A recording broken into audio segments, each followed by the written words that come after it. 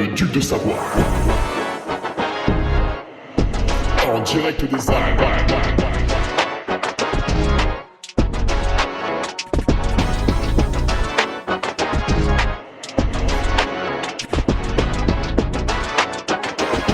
Le podcast de Hugo Ferrari. Allez, bonjour tout le monde. Qu'est-ce que c'est que ce son ? Ah voilà, on est parti pour le podcast numéro 284 avec une question de Frédéric Delabrouille. Alors Frédéric qui était omniprésent lors des podcasts quotidiens de l'UTMB 2021 et 2022. Dans les deux, là, il était chaud. Cette année, un peu moins chaud cette année. Question, le week-end en groupe, le trailer se saborde-t-il ?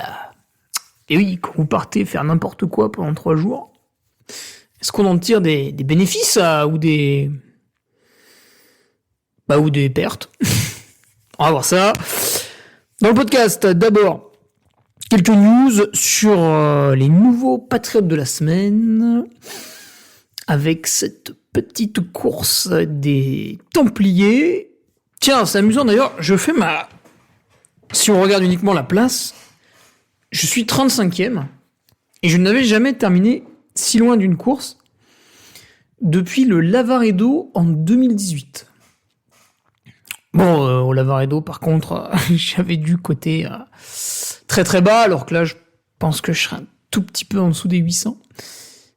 C'était pas du tout pareil. Là, il y avait quand même une très très grosse densité avec un coureur toutes les 1 minute 20 une fois qu'on avait passé la 18 ou la 19e place. Très impressionnant. Bref, avec cette petite course des Templiers, 2 nouveaux patriotes, sans doute pour venir zioter le petit compte-rendu. Je suis en train de le faire là. En plus, j'attaque un peu tôt parce que pour le publier vendredi, vous le savez, je suis bavard, vous le savez, j'aime bien mettre des photos, vous le savez, j'aime bien regarder la courbe cardio, l'altitude, l'allure, les places, les chronos que j'avais envisagés, les chronos que j'ai finalement réalisés, puis faire un petit bilan, est-ce qu'on a livré une bonne performance, est-ce qu'il y a des points à améliorer ? Est-ce que si on y retourne, on utilise des stratégies différentes ? Si oui, à quels endroits, etc., etc. Donc tout un tas de réflexions intéressantes. Et bien sûr, avec une problématique commune, si j'y retourne l'an prochain, je vais sans doute y retourner l'an prochain. Problématique commune, c'est faire l'UTMB avant. C'est quand même difficile. Devant moi, il y a que Arthur Joyeux-Bouillon. Sinon les autres, alors oui, John Albon avait fait la CCC, enfin bon, la CCC il met 10 heures, l'UTMB je mets 23 heures, c'est quand même pas la même préparation, même si la bête est impressionnante, évidemment. Donc voilà, le compte-rendu il arrive vendredi, et du coup merci aux nouveaux, ceux qui nous ont rejoints, Vincent Gaudin, Guillaume Cambon, Antonin Iragne qui a gagné la Bofi 50 en toute simplicité, Trail des Templiers, Guillaume Duez, Étienne Boulter, Tristan Regnault, Georges... Mince, j'ai écrit comme un cochon le nom là. Disville, Jean-Nicolas Massé, Corentin Guibert, Armand Jorez. Et le retour de Fiona Porte, qui s'est privée avec beaucoup d'intelligence des Templiers pour récupérer et faire une saison de 2024 tonitruante. Voilà, c'est vrai qu'il en avait fait beaucoup en 2022, puisque la bête était déjà présente du côté du Niveau-les-Revards, du côté de la Maxi Race, du côté du Lavaredo, donc là on était sur 3 victoires. Et après la 2e place à la TDS, donc je pense que c'est pas mal. C'est une saison plutôt dense qu'elle nous a offerte. Et un autre tour de Florian Longuet. Voilà pour les petits nouveaux cette semaine, que je remercie bien fort. Et d'ailleurs, en parlant du Patreon, donc cette espèce de blog payant, vous avez pu vous régaler ce lundi d'une revue de presse plutôt dense. Alors c'était amusant parce qu'en fait, on avait les Templiers et le Grand Raid de la Réunion. Et après, on avait quasiment aucune autre course. Donc finalement, j'ai fait quoi ? 10 pages, pas plus ? Mais beaucoup de résultats. Et on l'a vu, une densité extrême sur les courses les plus relevés, donc c'est-à-dire la course du dimanche aux Templiers et la version longue, la Diag au Grand Raid, hein, le Bourbon, la Mascareigne ont été dénués de quasiment tout favori, idem aux Templiers, ou même si on avait un joli top 5 à l'endurance, à la Bofi 50, au marathon d'Écosse. Derrière, c'était un petit peu léger, c'est vrai que les gens se concentrent sur les mythes. Et cette belle revue de presse, vous l'avez vu, on est allé chercher l'interview, donc comme d'habitude, d'un coureur qui avait fait la course. Et depuis cet été, j'essaye de monter en gamme. Alors, pas toujours, hein, j'imagine que cet hiver, comme lors de quelques week-ends précédents, on peut pas toujours vous trouver l'élite ultime qui a couru, parce qu'il court pas forcément. Mais là, avec les Templiers, on avait l'embarras du choix. Et mon choix s'était porté sur Ben Diman, puisque Ben Diman, c'est quand même quelqu'un qu'on a vu faire un podium au Grand Raid de la Réunion. Déjà là, le public français était face à une révélation, donc c'était très intéressant. En 2022 et en 2023, mais que fait Ben Diman ? Il fait un podium, mais cette fois-ci aux Templiers, qui sont deux courses complètement différentes, puisqu'il y en a une où il faut marcher vite et enjamber tout un tas de saloperies qui jongent le sol, des racines, des cailloux, des marches, beaucoup de marches. Et dans l'autre cas, il faut courir très très vite, sur un terrain plutôt facile, même s'il y a quand même des parties un peu plus dures. Et Ben réussit le podium dans les deux cas. Donc, très intéressant. On est allé faire la petite interview. Voilà, c'est sur la revue de presse, hyper quali. Et pour ce Patreon, bon là, vendredi, vous allez prendre dans la poire un compte-rendu ultra long, hein, des Templiers, un document exceptionnel, comme après l'UTMB, un document que personne ne fait, bien sûr, à part moi. Et ensuite, on va essayer de passer à des trucs un peu plus concis, un peu plus punchy. Il faut que j'essaye de vous donner quelque chose qui vous contente, mais qui ne vous demande pas beaucoup de votre temps. Voilà, ça va être mon défi pour cet hiver sur Patreon. Il va falloir que je sois percutant et pas trop long, parce que vous manquez de temps. C'est normal. Donc il faut que je m'adapte. Voilà. Pour l'instant, j'ai aucune idée. Mais elles vont venir, j'en doute pas. Donc, bon, tranquille. Alors, on continue sur l'introduction, parce qu'on en est qu'à 7 minutes 30, donc c'est pas assez. J'ai reçu les chaussettes là, les nouvelles... Enfin, le réapprovisionnement, parce que c'est pas des nouvelles. Réapprovisionnement des chaussettes, elles sont là, la taille 39-42. Donc la taille 43-46, je les ai, hein, toujours en stock. Mais là, on a réapprovisionné les 39-42. Ça y est, le livreur est passé, elles sont dans mon placard. J'avais 2-3 personnes là qui étaient impatientes. Voilà, ça y est, elles sont là. Donc si vous les commandez, c'est possible. Alors vous pouvez pas faire un combo avec les manchettes, parce que les manchettes, c'est toujours fin octobre. Et octobre, ça se termine dans 6 jours. Oui. Donc c'est pas tout de suite. Peut-être la semaine prochaine. J'espère avoir une bonne nouvelle dans le podcast de la semaine prochaine. Vous pouvez faire un combo avec des t-shirts, puisqu'il me reste 6 t-shirts. C'est uniquement des coupes féminines. Si vous êtes un homme et que vous voulez absolument le t-shirt en taille S, M ou L, vous aurez l'air de quelqu'un qui aime les hommes. Vous aurez l'air d'un homme qui aime les hommes. Alors peut-être que c'est votre cas et du coup il n'y a aucun problème. Mais sinon, ne commandez pas le t-shirt. Il me reste uniquement des coupes femmes et ce sont des vraies coupes femmes. Donc vous aurez l'air ridicule avec ça, messieurs. Les 6 t-shirts, là, j'ai rebaissé le prix, j'ai mis 20 €. Faut que ça dégage, là. Les filles qui m'écoutent, là, faut que ça dégage, là. Commandez-moi ces 6 t-shirts. Il y a 2 S, il y a 2 M, il y a 2 L, là. Sortez-les de mon armoire. Parce que, et j'espère avant Noël, normalement, j'ai validé le bon de commande auprès de Caprin, le design qui a été créé par Flo Why Not. Là, je vous ai pris le meilleur dessinateur. Donc, le mec, il a dessiné le t-shirt avec un crayon. Voilà, c'est un vrai dessinateur. Ça tue, ça déboîte. Je vous montrerai le visuel plus tard. les t-shirts made in France avec une usine, l'atelier qui est à Albertville, donc on pourrait presque dire made in Savoie. Les t-shirts arriveront peut-être avant Noël, et ça va être génial. Mais en attendant, il y a les 6 là qui traînent.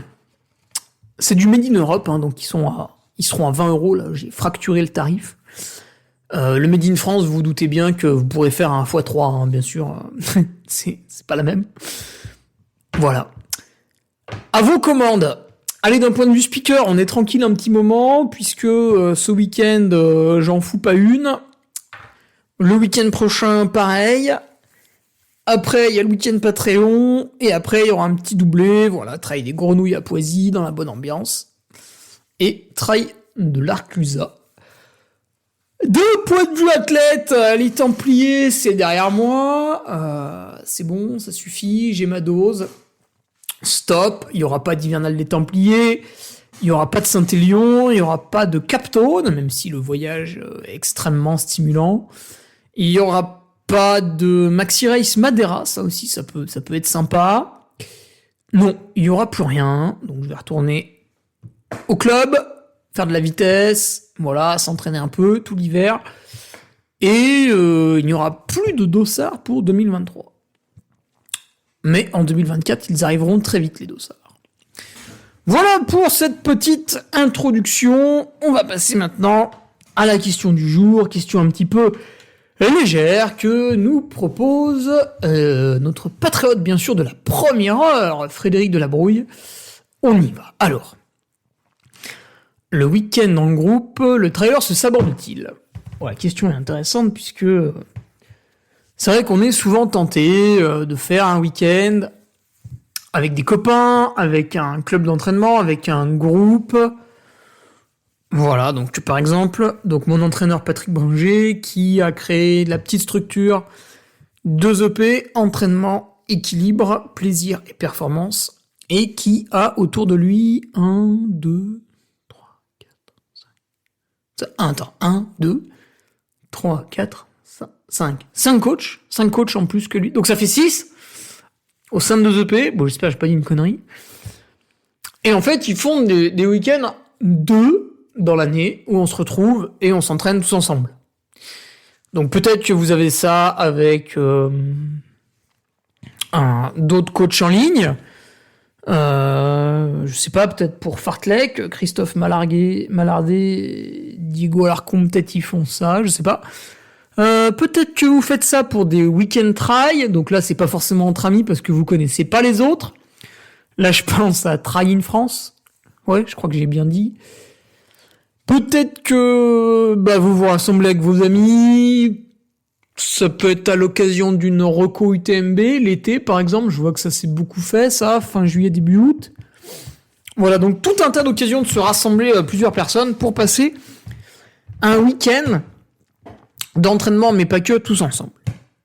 Et la question de Fred, en fait, c'était de savoir, voilà, est-ce que c'est bien, est-ce que c'est mal, est-ce que c'est péché, est-ce qu'il faut que j'aille à l'église le dimanche d'après pour me confesser auprès du prêtre. Donc pour ceux qui sont pas chrétiens, je rappelle que la confession, en gros, c'est du lundi au samedi, tu fais tout un tas de conneries, et le dimanche, tu vas voir le prêtre et tu t'excuses. Voilà, tu dis, putain, j'ai fait ça, ça et ça, c'est pas bien et tout, voilà.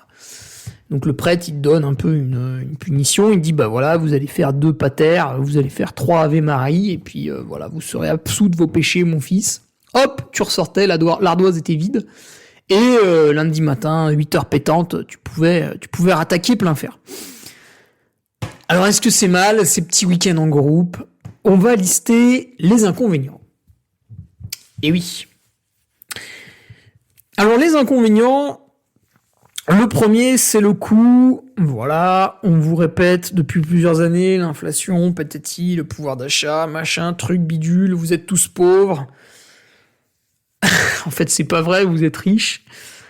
Parce que vous consacrez une quinzaine de % de votre budget à la nourriture. Ce qui veut dire que les 85 autres % sont réservés à, je sais pas quoi, du logement, du chauffage, enfin des saloperies confortables. Et beaucoup de loisirs. Voilà, donc vous êtes globalement très très riche, puisqu'avant, je sais plus en quelle année, évidemment, vu que j'ai pas cherché, je peux pas vous dire, mais avant, on consacrait 70-80% de son budget à bouffer, en fait. Mais aujourd'hui, tout le monde est pauvre et en profite pour le dire au monde entier sur Twitter grâce aux nouvelles iPhone 15. Voilà, je suis pauvre, mais j'ai un MacBook Pro, SVP, ma cagnotte en ligne est ici. Ouais, non, mais après, c'est sûr, ça représente un coût ce week-end en groupe parce que vous allez vous déplacer. Donc, vous allez utiliser un moyen de transport, le train, la voiture, ce que vous voulez. Et ça va avoir un certain coût. Et par rapport à des sorties que vous allez faire autour de chez vous, où vous enfilez vos baskets, vous franchissez le seuil de la porte et vous partez courir, bah forcément, se déplacer, ça a un coût. Vous allez vous déplacer, vous allez sans doute loger quelque part. Donc ça va avoir un coût aussi. Et éventuellement, on pourrait inclure un coût supplémentaire de nourriture, parce que n'étant pas chez vous, vous allez acheter de la nourriture en extérieur, plutôt cher dans une supérette, ou pire encore, aller au restaurant, et là, vous payez non seulement votre nourriture, mais vous payez l'infrastructure autour du restaurant et les employés. Donc vous payez 2 à 3 fois plus cher par rapport à un repas consommé chez vous. Voilà, donc financièrement, le week-end en groupe est un inconvénient. D'un point de vue de l'entraînement, il peut également être un inconvénient, puisque lors du week-end en groupe, le but du jeu va être de faire des activités de groupe. Et ces activités ne seront peut-être pas pile poil adaptées à ce que vous deviez faire ce week-end-là, ou vous pouviez faire ce week-end-là. Voilà, ça dépend un petit peu. Je sais que de plus en plus de gens en trail suivent un plan d'entraînement qu'ils ont peut-être établi en ligne, ou avec des applications du style Run Motion Coach, ou des plans d'entraînement téléchargeables sur Nolio. Je sais que certains entraîneurs proposent des plans d'entraînement gratuits à télécharger pour voir un petit peu leur manière de fonctionner.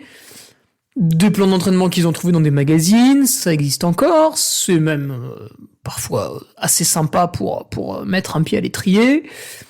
Ou carrément son coach personnel, voilà. Comme moi, par exemple, je rémunère Patrick Bringer pour me coacher.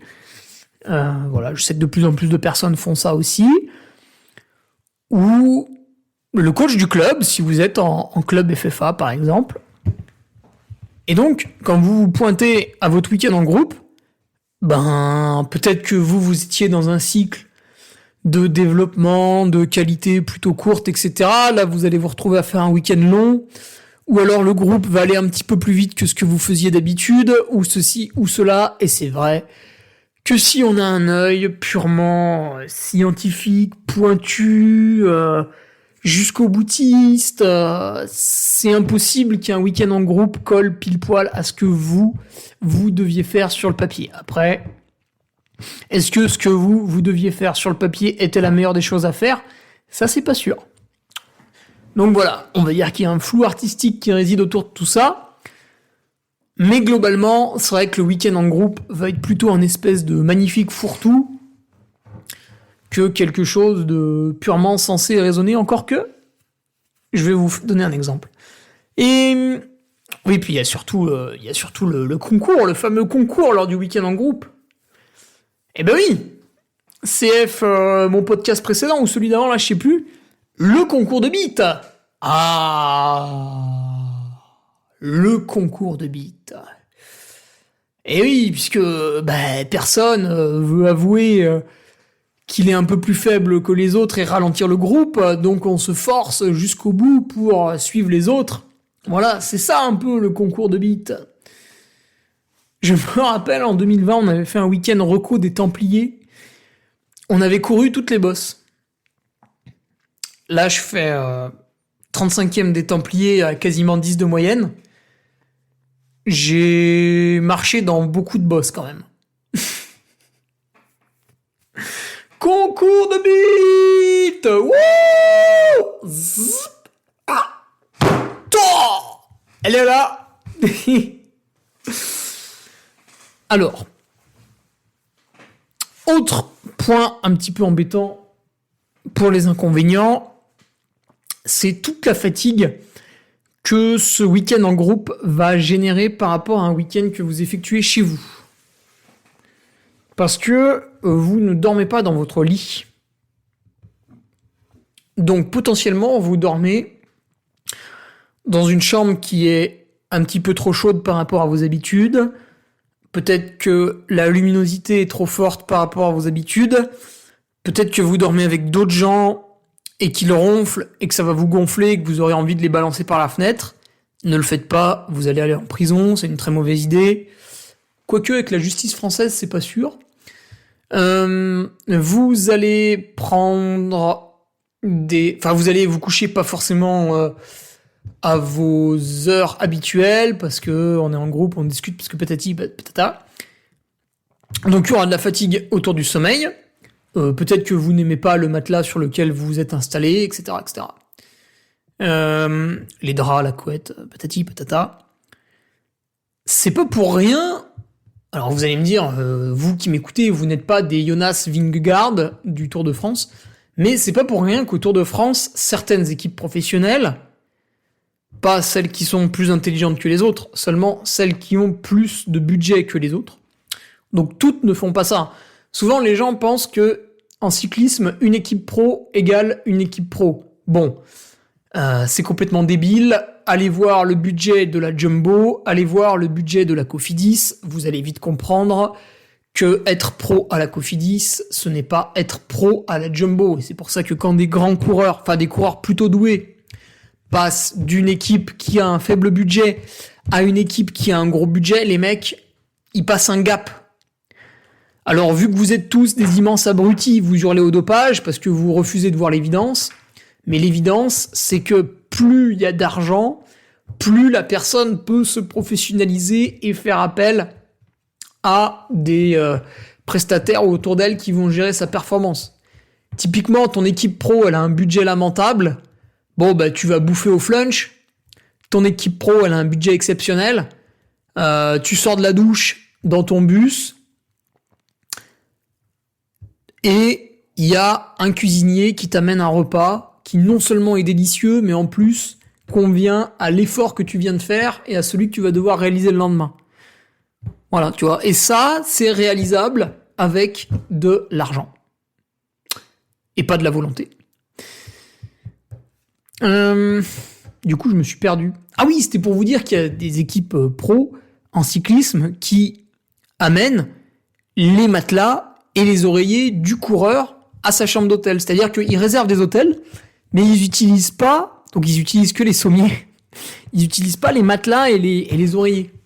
Ils amènent leurs propres matelas et leurs propres oreillers. Mais toutes les équipes ne font pas ça. Hein. Il faut du pognon, hein, parce que qui c'est qui les amène? Déjà, faut les transporter. Donc avec un camion, faut conduire le camion. Donc là, hop, vous avez un employé supplémentaire. Faut trouver 2-3 pigeons qui montent les matelas dans les chambres, qui changent tout, qui remettent en place après le départ. Donc on rajoute des employés supplémentaires. Voilà, tout de suite, ça devient autre chose, hein, le budget. Donc voilà, tout ça pour dire que vous ne dormez pas sur votre propre matelas, donc peut-être vous allez mal dormir, etc. Alors il y en a, ils seraient capables de dormir à même le sol, hein, ça on n'est pas tous égaux, et d'autres, s'ils n'ont pas leurs petites habitudes, c'est la merde. Les repas, vous n'allez pas manger pile poil ce que vous aviez l'habitude de manger la semaine. Alors, là aussi c'est pareil, il y en a, ils pourraient bouffer tout et n'importe quoi, ils en ont rien à cirer, et il y en a, voilà, ils sont hyper stricts, peut-être éventuellement intolérants à certaines choses, etc., etc. Donc, eux, bah, ça va leur coûter de devoir manger la même chose que tout le monde, et puis d'autres, non. Donc voilà, il y a ça aussi qui est un inconvénient. Et puis enfin, le dernier inconvénient, c'est votre famille. Parce que pour passer un week-end en groupe, vous allez lâchement abandonner votre famille, votre conjoint, conjointe, vos enfants, voilà, vous allez les laisser à la maison, se démerder, faire des activités annexes, sans vous. Donc, vous fondez une famille avec une personne que vous aimez, vous faites des enfants avec, tout ça pour finalement vous en séparer quand quelques copains vous appellent pour aller faire du travail à 3 heures de route de chez vous, ce qui est une activité extrêmement bourgeoise. Voilà. Oui, parce que quand on est vraiment pauvre, déjà on va pas courir le week-end, on a autre chose à faire, on travaille pour gagner 8 euros de l'heure. Et surtout, on fait pas 3 heures de route pour courir dans la forêt. Si jamais on a un mini créneau, une mini possibilité et encore de l'envie après une dure semaine de boulot pour faire du sport, on fait 40 minutes de jogging autour de chez soi avec un survêt Adidas des années 80.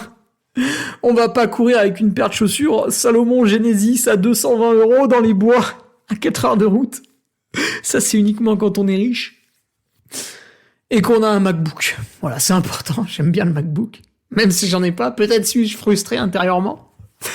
Non, bref, j'exagère. Mais effectivement, le Joker familial. Alors là, ça parle à beaucoup de monde, hein. Quand vous voulez, quand vous voulez aller faire une course, vous sortez la carte du Joker familial. La carte, vous n'en avez pas 50, hein, par année. Donc, si vous voulez participer à 2-3 courses et que vous commencez à rajouter un week-end en groupe, ça commence à faire beaucoup de Joker familial.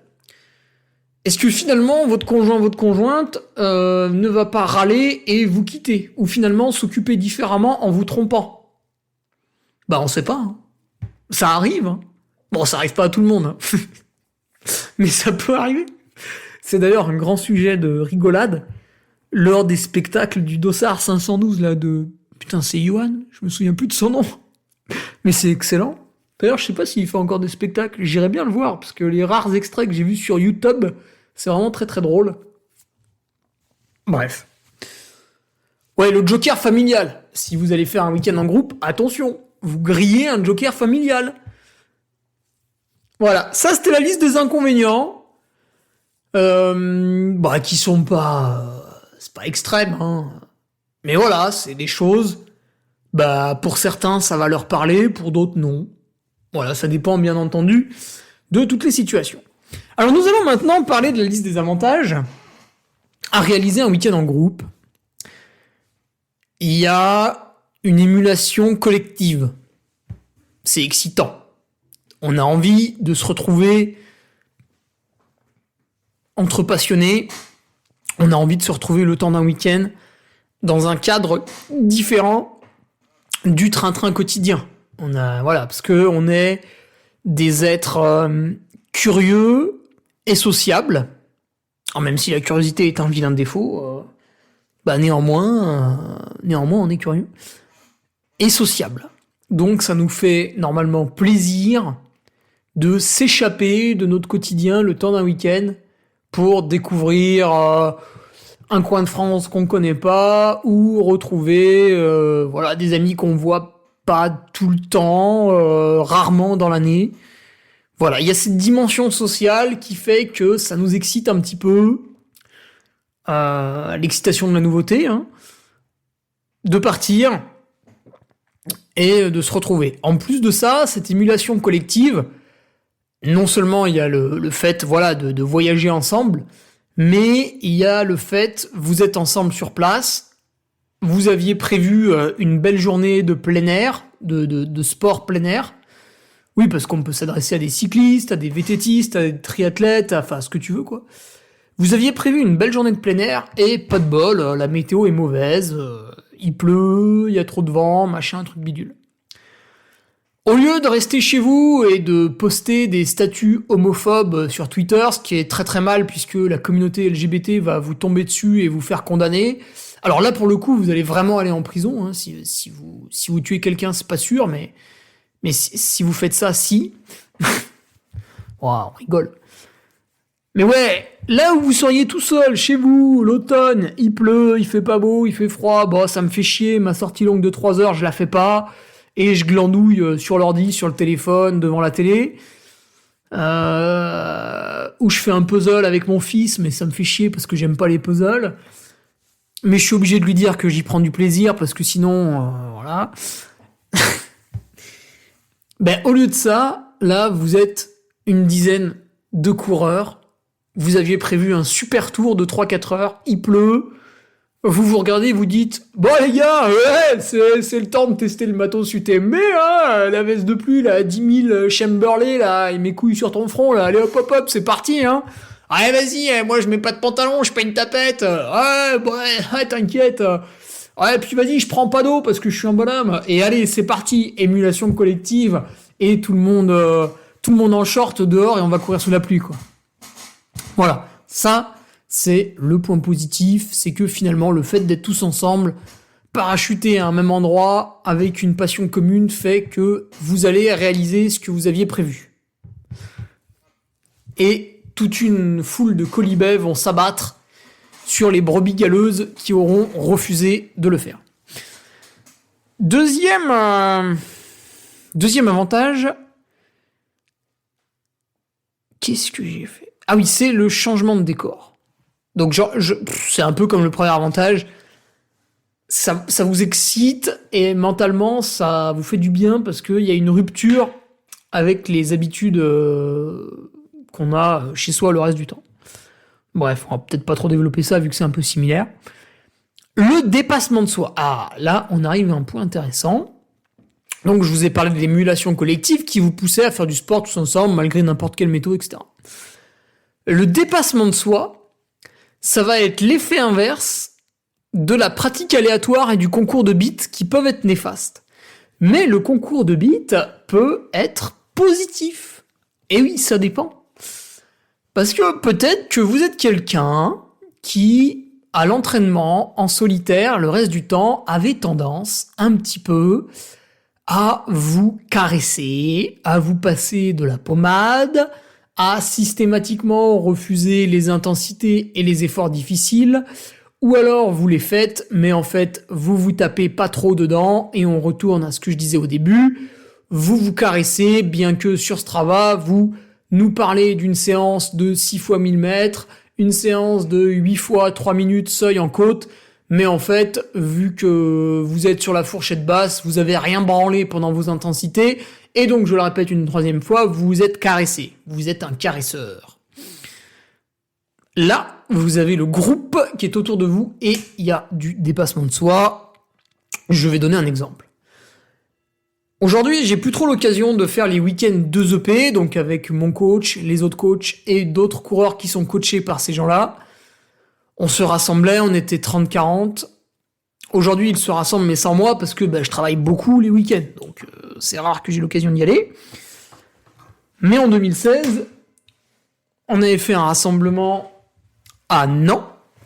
Donc là où il y a le festival des hospitaliers cette semaine, là où il y avait avant le festival des Templiers. Et lors de ce rassemblement, donc c'était début octobre, tout le monde préparait plus ou moins les Templiers. Le programme était le suivant. On arrivait le vendredi soir, donc assez tard parce qu'on travaillait.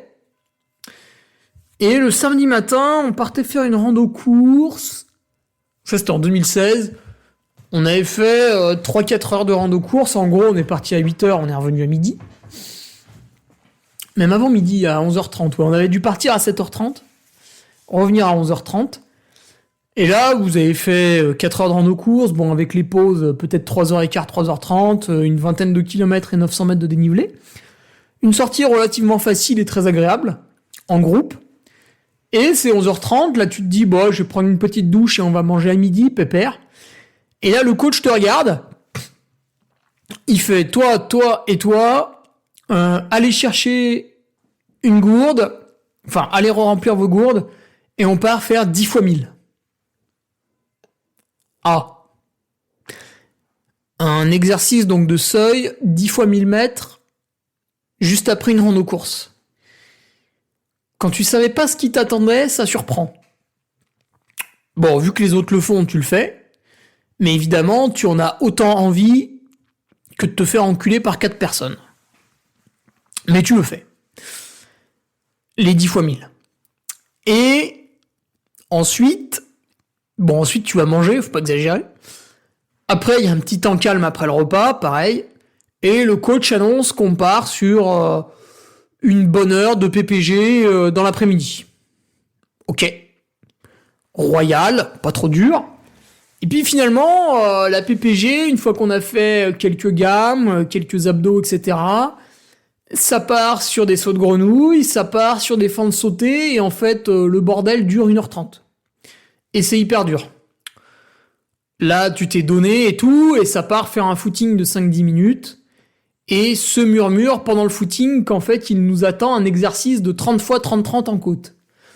Alors là, moi je dis aux autres, bah non, mais c'est pas possible, ce matin on en a déjà fait beaucoup, c'était à la fois long et à la fois 10 fois 1000, là on vient de faire une grosse séance un peu PPG et muscu, on va pas faire 30 fois 30-30. On arrive vers une côte, le coach dit stop, allez on s'arrête ici, on va faire 40 fois 30-30.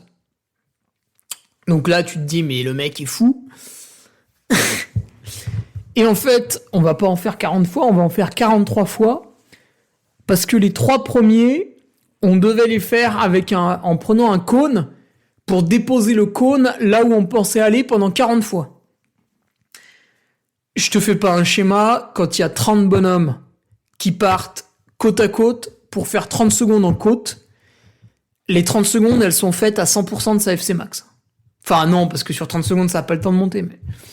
Enfin, tu les fais à 100%, quoi, les 30 secondes. Donc, 43 fois 30-30. Après, il y a le repas, tu te couches. Alors, évidemment, tout seul, t'aurais jamais fait ça. Tu vois passer ça sur un plan d'entraînement, t'appelles immédiatement la police pour dénoncer ton entraîneur. Et le lendemain, on a fait du seuil. Donc déjà, après une telle journée, t'as tout sauf envie de faire du seuil. Et on a fait 6 fois 15 minutes en côte.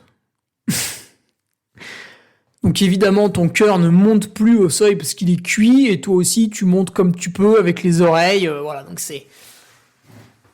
Sur un plan purement performance, purement cardio, etc., rares sont ceux qui y arrivent, donc on pourrait dire c'est du n'importe quoi, mais en fait, sur un plan mental et dépassement de soi, c'est là où tu passes un gap.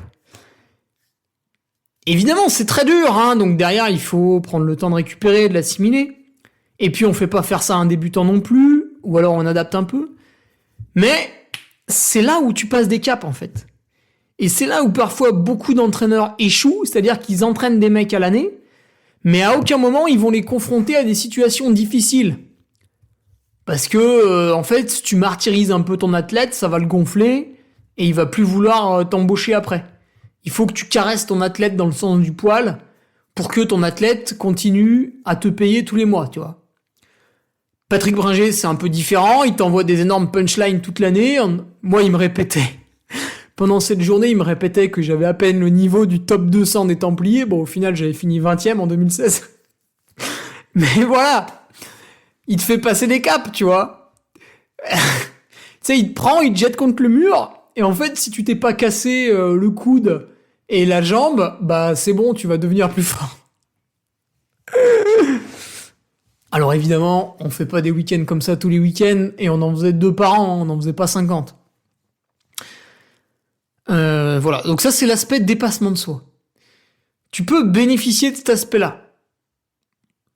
Après, si t'es quelqu'un, ou à l'entraînement, quand on te dit de faire un footing cool, t'es un gros enculé qui fait du 13-14 de moyenne en te disant « Non, mais aujourd'hui, c'était récup », bon, là, t'es quelqu'un qui a rien compris à l'entraînement, t'es quelqu'un qui te fait du mal à chaque fois qu'il chausse ses baskets, et si en plus, on te rajoute des week-ends où tu vas faire du surdépassement de toi, bon bah allez, prends déjà rendez-vous pour les IRM, pour tes futures fractures de fatigue, parce que là, ça va pas le faire.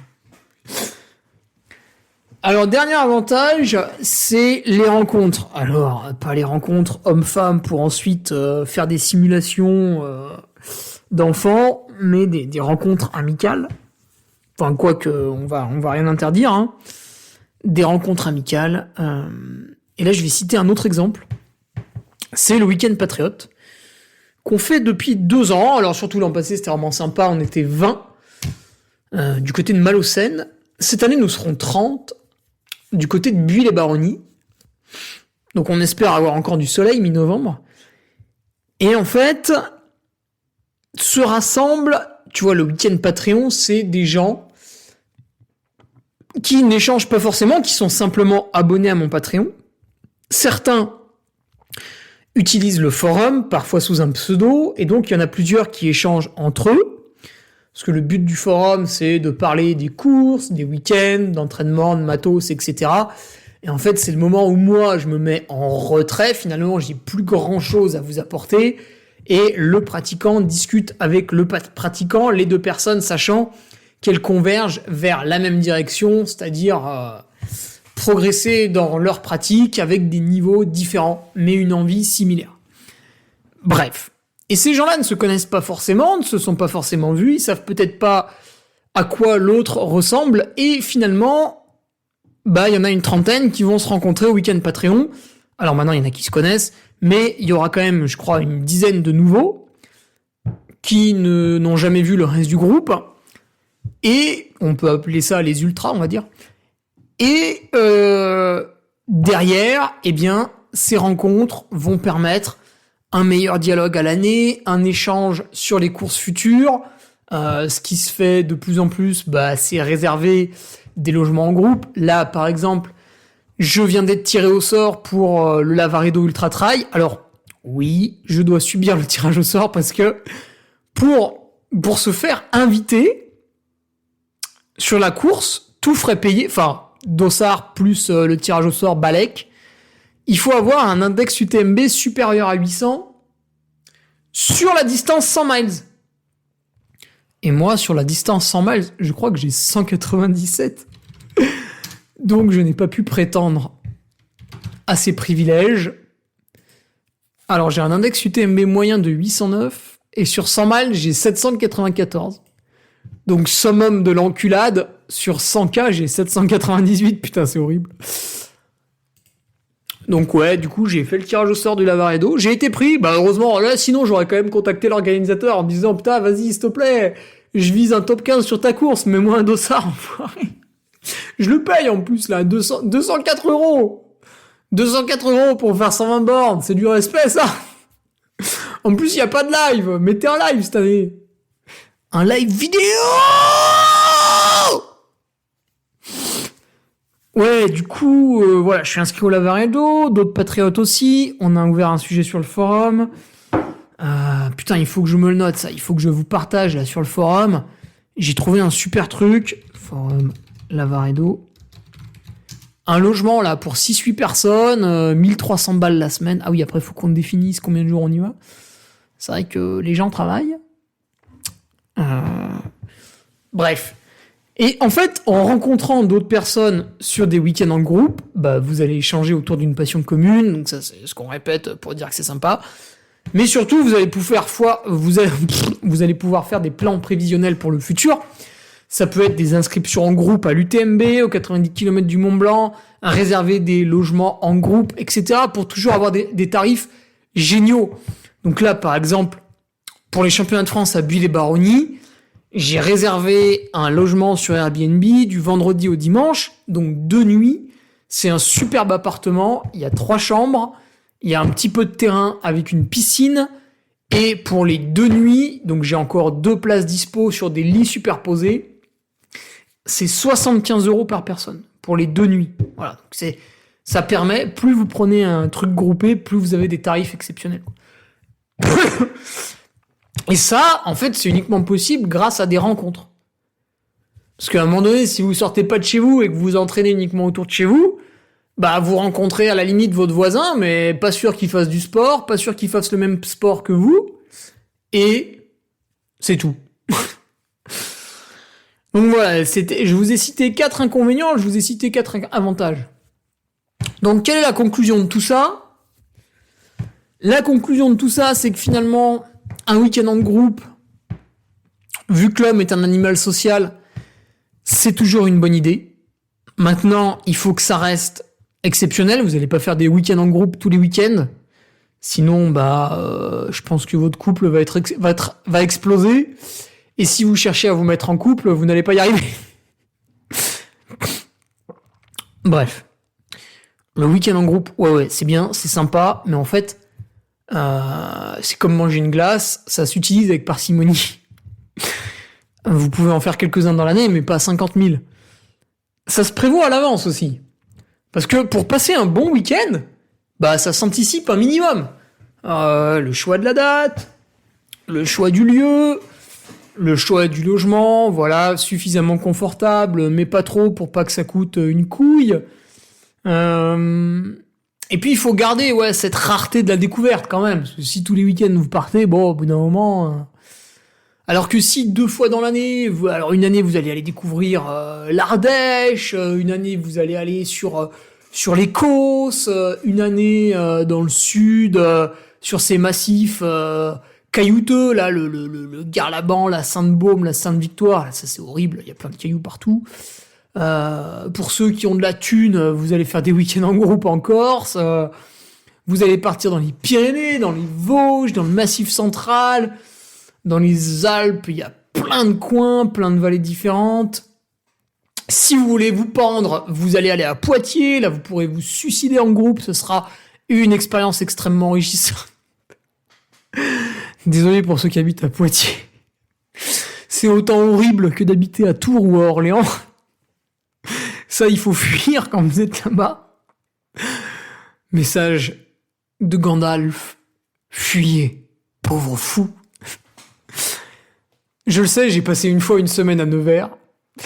Voilà, bref. Visiter la France, dans 50% des cas, il y a quand même de grandes chances de tomber sur des coins sympas. On rigole, mais tout est sympa en vrai. Voilà.